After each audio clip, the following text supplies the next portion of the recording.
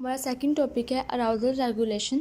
सबसे पहले हम इसका टेबल ऑफ कंटेंट देखेंगे कि इसमें हमने कौन कौन सी हेडिंग को या कौन कौन सी टॉपिक्स को कवर करना है।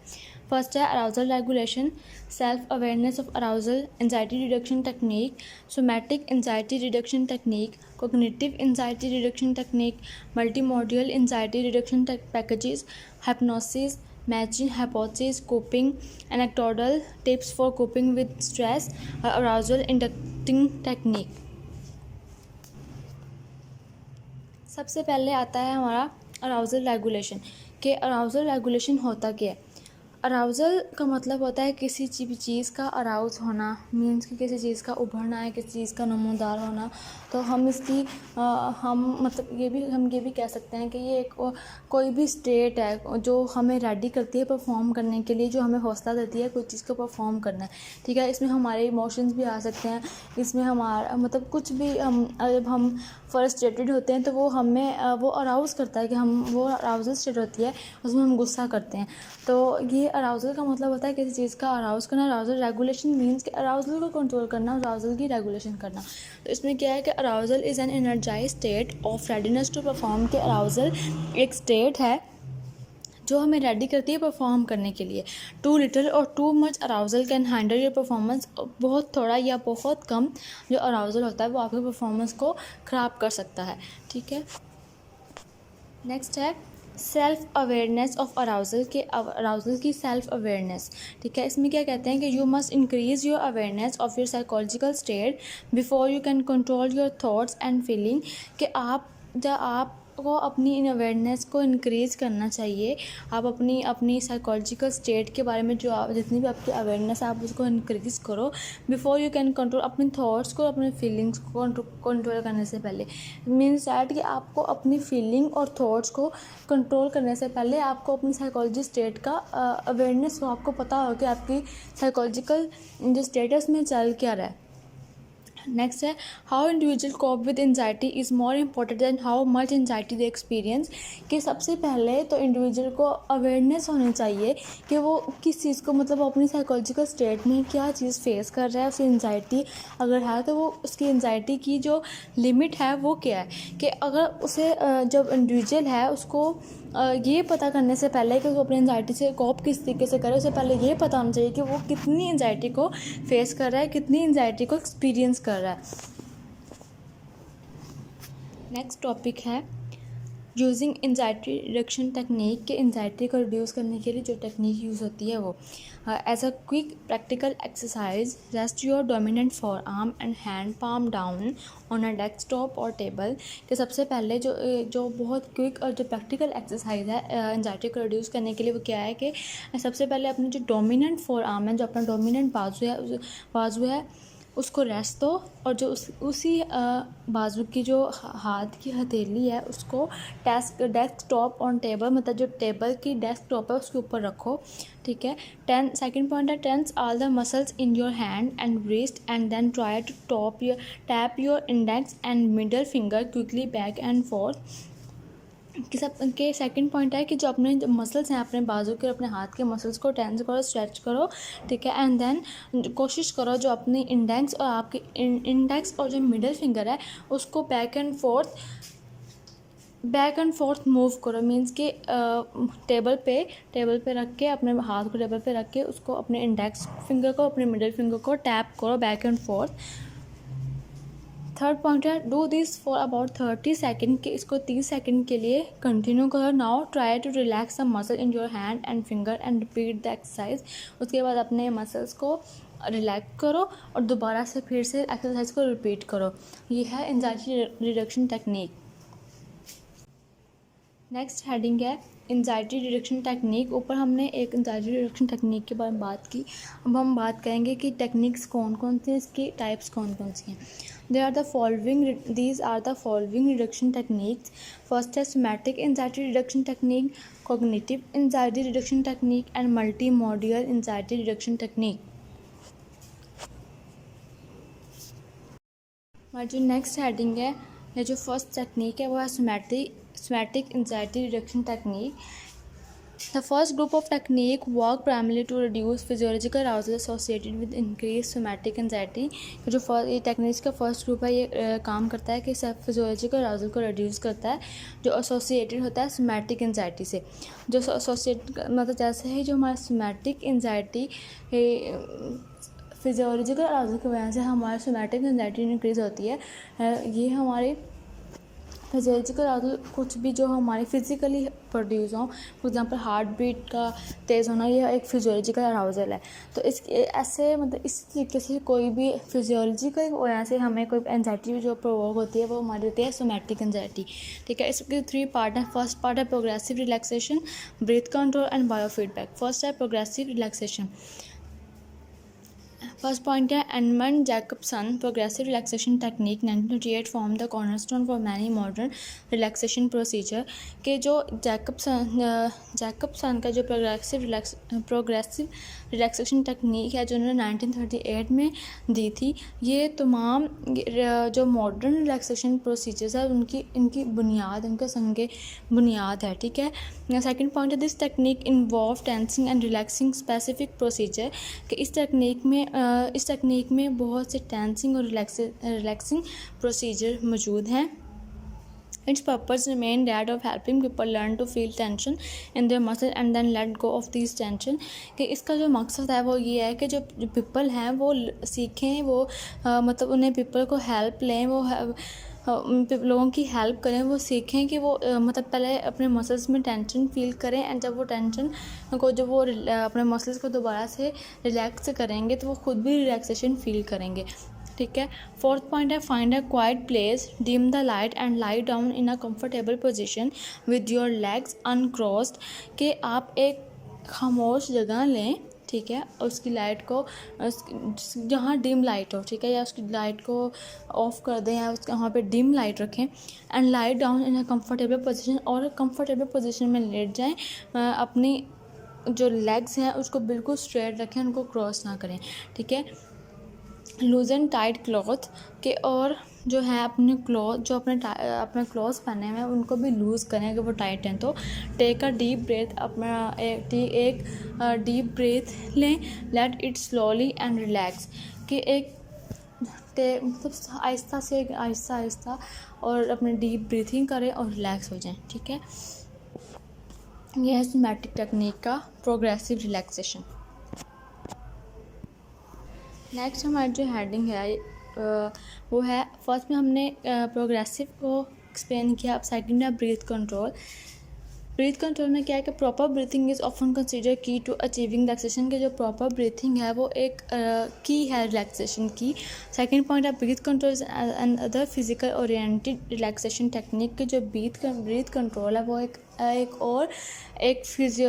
फिजिकली ओरिएंटेड टेक्निक है, रिलैक्सेशन टेक्निक है। ठीक है, थर्ड पॉइंट है कि breath control in fact is one of the easiest most effective way to control anxiety and muscle tension. कि जो ब्रीथ कंट्रोल है वो एक ईजीएस्ट वे है अपनी टेंशन को रिमूव करने के लिए, अपनी एंजाइटी को रिमूव करने के लिए। ठीक है, और इसका फोर्थ पॉइंट है learning proper breath control can help an athlete regain and maintain control during high anxiety situation. कि जो अगर ब्रीथ कंट्रोल की जो लर्निंग है वो एथलीट को हेल्प करती है कि वो अपनी जो वो एंजाइटी सिचुएशन है, जो अपनी हाई एंजाइटी सिचुएशन है उसको कंट्रोल करे। ठीक है, उसके साथ कोप कर सके, उसको मेंटेन कर सके। ठीक है, अगर थर्ड पॉइंट है biofeedback training can help people become more aware of their autonomic nervous system and subsequently control their reaction. कि जो बायोफीडबैक है, बायोफीडबैक से क्या होता है कि जो इंसान है वो अपनी ऑटोनॉमिक नर्वस सिस्टम से अवेयर हो जाता है। ठीक है, और अपने रिएक्शंस को कंट्रोल कर सकता है। ठीक है, बायोफीडबैक मतलब होता है कि अपने आप से क्वेश्चंस किए जाएं। ठीक है, अपने आप ना फीडबैक लिया जाए। ठीक हो गया। नेक्स्ट टेक्निक है cognitive anxiety reduction technique. Cognitive का पहले से हमें मतलब है मतलब पता है कि थिंकिंग प्रोसेस, हमारा थॉट प्रोसेस मीन्स कि जो हमारी सोमैटिक थी वो हमारे फिजिकल स्टेट से रिलेटेड है, और जो कॉग्निटिव है वो साइकोलॉजिकल स्टेट से रिलेटेड है। ठीक है, सो इसका पहला पॉइंट है some relaxation procedure focus more directly on relaxing the mind than do progressive relaxation and deep breathing के जो कुछ रिलैक्सेशन प्रोसीजर हैं वो ज़्यादा फोकस करते हैं माइंड को रिलैक्स करने में बजाय मतलब वो माइंड को डायरेक्टली माइंड को रिलैक्स करने पर ज़्यादा फोकस करते हैं बजाय के प्रोग्रेसिव रिलैक्सेशन और डीप ब्रीथिंग के। ठीक है, सेकेंड पॉइंट है the argument is that relaxing the mind will in turn relax the body. कि जो आर्गूमेंट है वो ये है कि जो माइंड को रिलैक्स करने के लिए सबसे पहले बॉडी को रिलैक्स करना ज़रूरी है। ठीक है, अगर बॉडी रिलैक्स होगी तो माइंड रिलैक्स होगा। थर्ड पॉइंट है both physical and mental technique can produce a related state या relax state although they work through different paths. कि वो कहते हैं कि जो वो दोनों है ना, फिजिकल और मेंटल टेक्निक दोनों ही एक रिलैक्स स्टेट में, बेशक वो डिफरेंट पाथ के लिए काम करते हैं, डिफरेंट उनके रास्ते डिफरेंट हैं। एक फिजिकल बॉडी स्टेट के साथ काम करता है, एक साइकोलॉजिकल स्टेट से काम करता है, लेकिन दोनों का काम एक ही है, रिलैक्सेशन प्रोवाइड करना।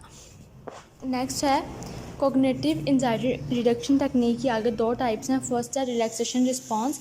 रिलैक्सेशन रिस्पॉन्स में क्या होता है कि इसमें द माइंड को रिलैक्स किया जाता है। जब माइंड जो माइंड की रिलैक्सेशन है वो टीच करता है कि आप अपने माइंड को क्वाइट करो, खामोश करो, कंसंट्रेट कर पाओ और अपने मसल्स की टेंशन को रिड्यूस कर सको। तो जब आपका माइंड रिलैक्स होगा आप कंसंट्रेट कर पाओगे, आप अपनी प्रॉब्लम को मैनेज कर पाओगे, आप अपनी कंसंट्रेशन के साथ अपने प्रॉब्लम को से कोप कर पाओगे। ठीक है, अब सेकंड है इसके autogenic training consist of series of exercise. कि एक सीरीज़ ऑफ एक्सरसाइज पर मुश्तमिल है जो डिज़ाइन की जाती हैं सेंसेशन को प्रोड्यूस करने के लिए, स्पेशली वार्मथ और हैवीनेस।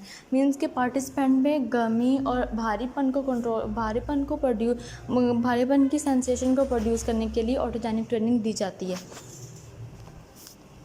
और नेक्स्ट हेडिंग है हायरार्किकल स्टेज। हायरार्किकल स्टेजेस क्या है कि जो हमारी ऑटोजेनिक ट्रेनिंग है वो बेस करती है 6 हायरार्किकल स्टेजेस पे। ठीक है, उसमें क्या है जो हम ऑर्डर में लर्न करते हैं। फर्स्ट है हैवीनेस इन द एक्सट्रीमिटीज़ के अपने एक्सट्रीमिटीज़ होता है बाजू और टांगे वगैरह, तो भारीपन हैवीनेस होता है भारीपन की, उनमें भारीपन महसूस करना। वार्मथ इन द एक्सट्रीमिटीज़ गर्मी फील करना। Regulation of cardiac activity, regulation of breathing, abdominal warmth, cooling of the forehead को कूल फील करना। ये 6 तरह की जो सेंसेशन है वो ऑटोजेनिक ट्रेनिंग से प्रोड्यूस कराई जाती हैं, ये फील करवाई जा सकती हैं। नेक्स्ट टॉपिक है multi modal anxiety reduction packages. ऊपर हमने सोमैटिक की बात की, फिर हमने कॉग्निटिव की बात की। सोमैटिक में हम फिजियोलॉजिकल रिस्पॉन्सेज को रिड्यूस करते हैं, अराउजल को रिड्यूस करते हैं। सेकंड में हम साइकोलॉजिकल अराउजल को कंट्रोल करते हैं। थर्ड है मल्टी मॉडल में हम दोनों पे कॉग्निटिव जो सोमैटिक एंजाइटी हम दोनों पे बात करते हैं, दोनों को एलिवेट करते हैं। फर्स्ट है द 2 मोस्ट पॉपुलर वंस। इसमें दो मोस्ट पॉपुलर ट्रेनिंग्स हैं वो है cognitive affectiveness stress management training develop by Ronald Smith. के एक तो है स्ट्रेस मैनेजमेंट ट्रेनिंग है जो रोनाल्ड स्मिथ ने 1980 में दी थी। सेकंड है stress inoculation training develop by Donald Meichenbaum 1984 के डोनाल्ड मिचनबॉम ने 1985 में स्ट्रेस इनोकुलेशन ट्रेनिंग दी थी। कॉग्निटिव अफेक्टिव स्ट्रेस मैनेजमेंट में क्या होता है कि इसमें हम स्ट्रेस की मैनेजमेंट करते हैं, और सेकंड में क्या होता है स्ट्रेस इनोकुलेशन ट्रेनिंग में है कि इसमें हम स्ट्रेस के साथ कोपिंग करते हैं, स्ट्रेस के साथ कोप करते हैं। ठीक है, नेक्स्ट हमारा टॉपिक है हाइप्नोसिस। ठीक है, हाइप्नोसिस में क्या है कि इसकी डेफिनेशन है hypnosis is defined as an altered state of consciousness that can be induced by procedure in which a person is an unusually relax state and response to suggestion for making alternation in perception feeling thought और action. कि hypnosis जो है वो एक Altered state है consciousness की। इसमें क्या होता है कि इस एक प्रोसीजर है, इसमें पर्सन अपने एक रिलैक्सेशन स्टेट में होता है, उसके बाद उसे सजेशंस के थ्रू उसकी जो परसेप्शन और थॉट्स हैं उसके में चेंजिंग की जा सकती है। फॉर एग्जांपल, अगर एक साइकोलॉजिस्ट है वो किसी अपने एक पेशेंट को, अपने क्लाइंट को हिप्नोटाइज करता है, तो फिर उसको उसकी रिलैक्सेशन स्टेट में लेके जाता है, फिर देन आहिस्ता आहिस्ता वो उसकी उसे सुगेस्ट करता है, मतलब उसे सुगेशन देता है, फिर उसकी हाइप्नोसिस के थ्रू या उस प्रोसीजर के थ्रू वो उसकी फीलिंग में, उसकी परसेप्शन को चेंज भी कर सकता है। वो जिस तरीके से चाहे उसको चला, मतलब उसको उसके साथ डील करता है, उसको वो अपनी ऐसी स्टेट में, मतलब अपने थॉट्स को, अपने फीलिंग को, अपने परसेप्शंस को एक्सप्लेन कर होता है। तो वो फिर साइकोलॉजी पे जो साइकोलॉजिस्ट है वो उस टाइम क्लाइंट की परसेप्शंस को चेंज कर सकता है हिप्नोसिस के थ्रू। नेक्स्ट टॉपिक है स्टेजेस ऑफ हाइप्नोसिस। हिप्नोसिस की 4 स्टेजेस हैं। फर्स्ट है या 4 फेज कह सकते हैं, 4 स्टेजेस। फर्स्ट है इंडक्शन फेज, सेकंड है हिप्नोटिक फेज, थर्ड है वैकिंग फेज एंड फोर्थ है पोस्ट हिप्नोटिक फेज। ठीक है, फर्स्ट है इंडक्शन फेज। इंडक्शन फेज में क्या होता है, इसमें सबसे पहले हिप्नोसिस के बारे में गाइड किया जाता है, हिप्नोसिस के बारे में इंड्यूस कराया जाता है एंड हिप्नोसिस के बारे में पार्टिसिपेंट को बताया जाता है कि हिप्नोसिस होता है, कि उसके बारे में एजुकेशन दी जाती है, उसके बारे में प्रॉपर गाइडेंस दी जाती है। सेकेंड पॉइंट है हिप्नोटिक फेज। यहाँ इस फेज़ में क्या होता है कि सबसे इसमें कि जो क्लाइंट है, जो पार्टिसिपेंट है, उसको एक ऐसे फेज़ में लेके जाया जाता है, एक ऐसी सिचुएशन में रखा जाता है जो उसकी रिलैक्सेशन सिचुएशन होती है। ठीक है, इसमें क्या होता है कि इसमें आप जो साइकोलॉजिस्ट है या जो भी ये परफॉर्म करवा रहा है, वो उसके जो क्लाइंट है, जो पार्टिसिपेंट है, उसकी थॉट्स को, उसके थिंकिंग पैटर्न को, उसके परसेप्शन को चेंज कर सकता है। वो ऐसी स्टेट में होता है कि वो उसको गाइडेंस देता है, सजेशन देता है, उसको रिस्पॉन्स करवाने के लिए सजेस्ट करता है, और जिस तरीके से वो उसको कहता है वो उसी तरीके से अपना रिस्पॉन्स देता है। इसी तरह जो साइकोलॉजिस्ट है वो इसी तरीके से उसकी परसेप्शन में उसकी परसेप्शन को अल्टरनेट करता है। थर्ड पॉइंट है वैकिंग पॉइंट। वैकिंग में होता है कि उसमें क्या होता है कि पार्टिसिपेंट को एक स्पेसिफिक सिचुएशन में, एक स्पेसिफिक ट्रांस में ले जाए बगैर ही आप उसको चेंज कर सकते हो, उसके परसेप्शन को चेंज कर सकते हो, उसके परसेप्शन में चेंज आ जाते हैं। फॉर एग्जांपल कि अगर एक चाइल्ड है, उसके सर में बहुत पेन आ रहा है, उसको वैसे ही कहीं बहुत पेन हो रहा है, तो अगर एक टाइम उसकी मदर आके उसको प्यार करती हैं, उसको किस करती हैं, उसको फोरहेड पे प्यार करती हैं, तो वो एक टाइम के लिए वो अपने पेन को, अपने दर्द को भूल जाता है। तो ये एक वैकिंग फेस है कि इसमें एक इंसान को एक स्पेसिफिक सिचुएशन में ले जाए बगैर ही आप उसको वो हिप्नोटाइज किए बगैर ही आप उसकी थॉट को, परसेप्शन को चेंज कर देते हो। ठीक है, फोर्थ पॉइंट है इसका post hypnotic phase. Fourth point में ये होता है कि इसमें ये होता है कि जब हाइप्नोसिस चल रहा होता है ना, तो इसमें पार्टिसिपेंट को गाइड किया जाता है कि इस ट्रेनिंग के बाद या इस एक्सरसाइज के बाद उसको किस तरीके से बिहेव करना है। ठीक है, इस गाइड के बाद उसको किस तरीके से परफॉर्म करना है, उसको कौन कौन से रिएक्शन, कौन कौन से रिस्पॉन्स नहीं करने हैं, कौन कौन से उसको रिएक्शन देने हैं, कौन कौन से रिस्पॉन्स करने हैं। ठीक है, उसको प्रॉपर गाइड किया जाता है कि इस ट्रेनिंग के बाद, इस एक्सरसाइज के बाद उसको किस तरीके का इंसान बनना है, किस तरीके की परफॉर्मेंस देनी है। तो ये 4 स्टेजेस हैं हाइप्नोसिस की। नेक्स्ट हेडिंग है exploring the matching hypothesis. This hypothesis state that an anxiety management technique should be matched to particular anxiety problem। कि इसमें क्या होता है कि ये हाइपोथेसिस जो है वो स्टेट करता है कि जो एंजाइटी मैनेजमेंट टेक्निक है वो जो पर्टिकुलर एंजाइटी प्रॉब्लम है उसके साथ मैच हो। For example, cognitive anxiety should be treated with mental relaxation और somatic anxiety should be treated with physical relaxation. कि जो भी कोग्निटिव टेक्निक है वो सिर्फ मेंटल रिलैक्सेशन के लिए यूज़ हो, और जो सोमैटिक एंजाइटी टेक्निक है, सोमैटिक एंजाइटी रिडक्शन टेक्निक है, वो फिजिकल रिलैक्सेशन के लिए हो। ठीक है, वो कह रहा है कि इसमें ये हाइपोथेसिस है कि जो भी आप जिस प्रॉब्लम के लिए आप कोई भी टेक्निक यूज़ कर रहे हो, वो प्रॉब्लम और वो टेक्निक आपस में मैच हो। ये नहीं हो कि अगर सोमैटिक है तो आप उसके लिए कोग्निटिव ट्रेनिंग दे रहे हो, और अगर वो साइकोलॉजिकल कोई अराउजल है तो आप उसके लिए सोमैटिक टेक्निक यूज़ कर रहे हो, तो ये गलत है। नेक्स्ट जो है टॉपिक है वो कोपिंग।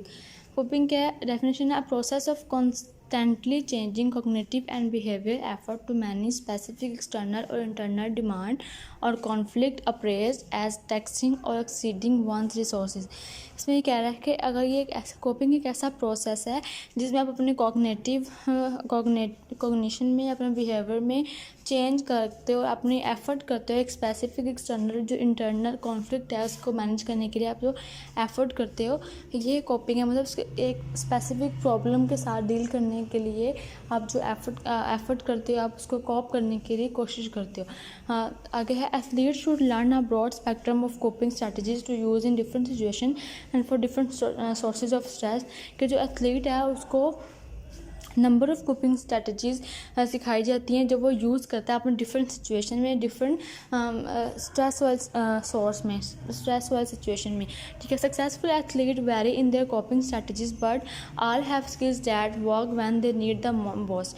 कि जो एक सक्सेसफुल एथलीट्स है उसकी वो अपनी कोपिंग स्ट्रैटेजीज़ पे वेरी करता है।